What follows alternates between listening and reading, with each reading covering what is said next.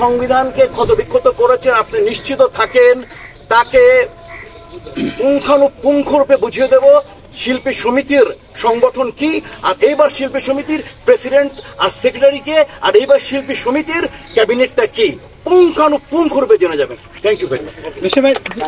শিল্পীকেও মানে তারা একটা প্রোপাগান্ডা করেছিল, প্রচার করেছিল যে এরা যদি আসতে পারে তাহলে এই 103 জনকে বাদ দিবে, কিন্তু আমাদের দীপজল ভাই এবং আমার ছোট ভাই মিশা এরা বলেছিল যে আমরা কোনো শিল্পীকে, এবং কসম খেয়ে বলেছিল যে আমরা কোনো শিল্পীকে বাদ দিব না, বরং আরো যদি কোনো শিল্পী কেউ যদি বাদ পড়ে থাকে বা দূরে থাকে আমরা তাদেরকেও ইনক্লুড করবো আমাদের শিল্পী সমিতিতে সদস্য হওয়ার জন্য, সদস্য নিয়ে নিব আমরা।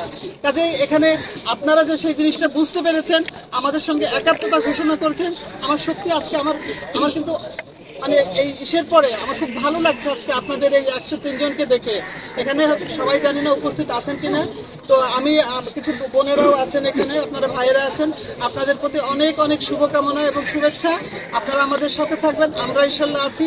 আর এই যে ন্যাক্কারজনক ঘটনাটা যিনি ঘটিয়েছেন, হ্যাঁ, এটার ভার আমি আপনাদের কাছে এখানে ইসেরা আছেন, সাংবাদিক ভাইয়েরা আছেন, আপনারা আছেন, এটা আপনারা এই যে আপনারা মানেন না, আপনারা মানবেন না, এটা যদি আপনারা যদি এক হন, আপনারা যদি একজোট হয়ে এটা প্রতিবাদ করেন, আমার মনে হয় এটা ইনশাল্লাহ আমরা কামিয়াব হব।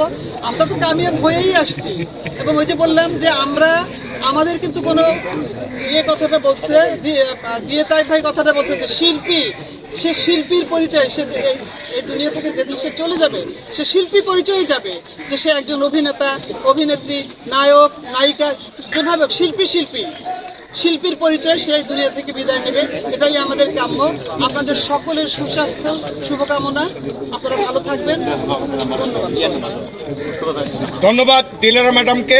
এবার আপনাদের সম্মুখে সংক্ষিপ্ত বক্তব্য রাখবেন দীপজল মিশা পরিষদের নির্বাচিত সম্মানিত কার্যকরী সদস্য শাহানুর ম্যাডামকে তার সংক্ষিপ্ত বক্তব্য রাখার জন্য। যেগুলো বলছে এটা আসলে সেক্ষেত্রে তার সদস্যপদ থাকবে কিনা, ক্যাবিনেট সিদ্ধান্ত নিবে।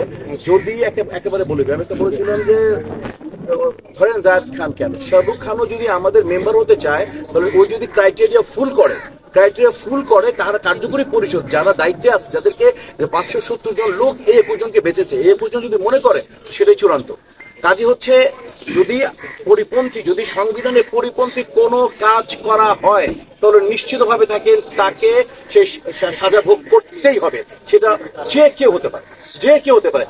যিনি সংবিধানকে ক্ষতবিক্ষত করেছে আপনি নিশ্চিত থাকেন তাকে পুঙ্খানুপুঙ্খরূপে বুঝিয়ে দেব শিল্পী সমিতির সংগঠন কি, আর এইবার শিল্পী সমিতির প্রেসিডেন্ট আর সেক্রেটারিকে, আর এইবার শিল্পী সমিতির ক্যাবিনেটটা কি পুঙ্খানুপুঙ্খরূপে জেনে যাবেন। Thank you very much.